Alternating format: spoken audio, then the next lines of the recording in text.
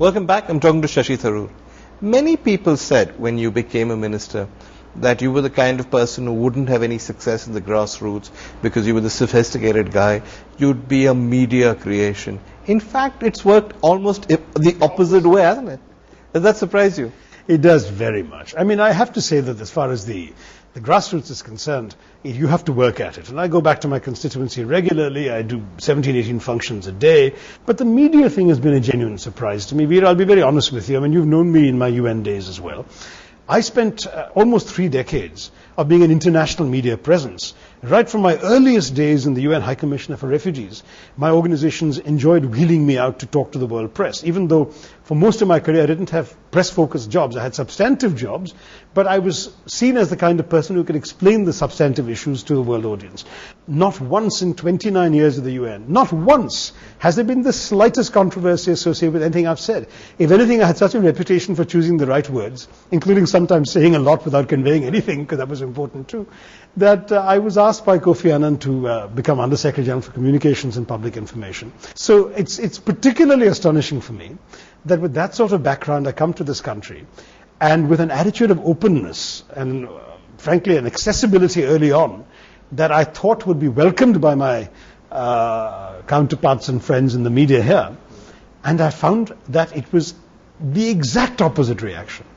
There was the entire, who the hell does this guy think he is? If he's going to be accessible, we'll really pick on every word he says, we'll twist it, we'll distort it, we'll attack it. It's been a huge education for me. And I must say, you know, the once burned minister has become twice shy. I mean, I've really backed off.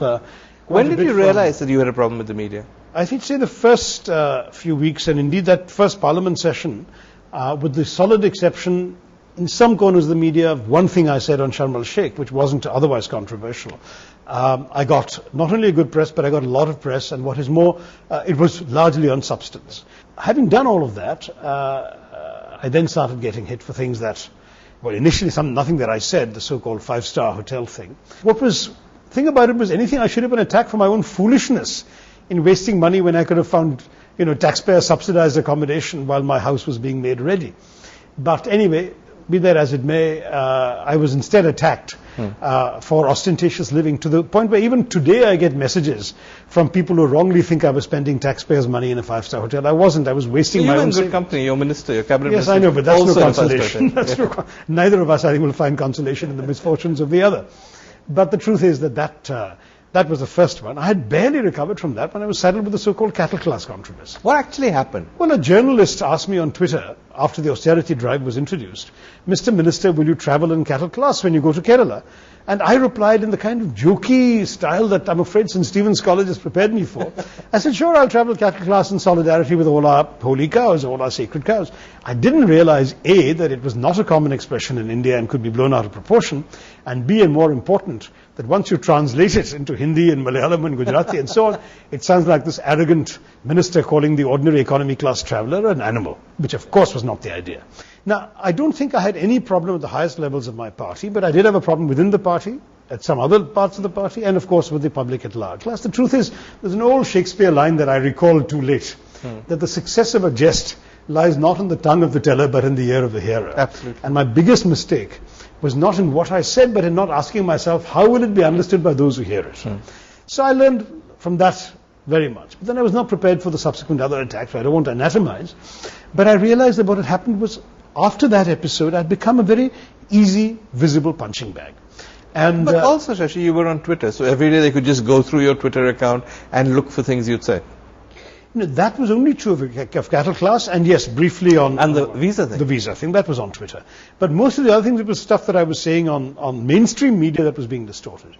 On the visa thing, I must say that I will, with hindsight, say that perhaps before putting it on a medium like Twitter, which is after all a public space, that I could have attempted to solve the problem in other ways. There is a problem that needs solving, and the government is in the process of reviewing and solving it. But, you know, this is Are you going to trouble with your minister on that one? Not really, no. In fact, I had a very amicable conversation with him later. I was somewhat surprised to see the accounts of that conversation in the press. One of the interesting things about our media is they report with great authority, in their view, accounts of what transpired in a conversation which neither of the two people present in the room have told them anything about. So, I mean, I was, for example, after that cattle class business, I had this most wonderful conversation with the Congress president at her home, which I'm not at liberty to talk about because the whole purpose was it was a private conversation. Right. And then I saw banner headline front page stories about what she was supposed to have told me that bore no relation whatsoever to our conversation. Unfortunately, there was one further excuse given to the media by my own interlocutor. Lack of wisdom in using a word that they didn't understand. What did you say? You said you wanted Saudi Arabia to be interlocutors with Pakistan. No, I never said What that. did you say? All I said was, when the question was asked, can Saudi Arabia be helpful to us? Saudi Arabia is an ally of Pakistan.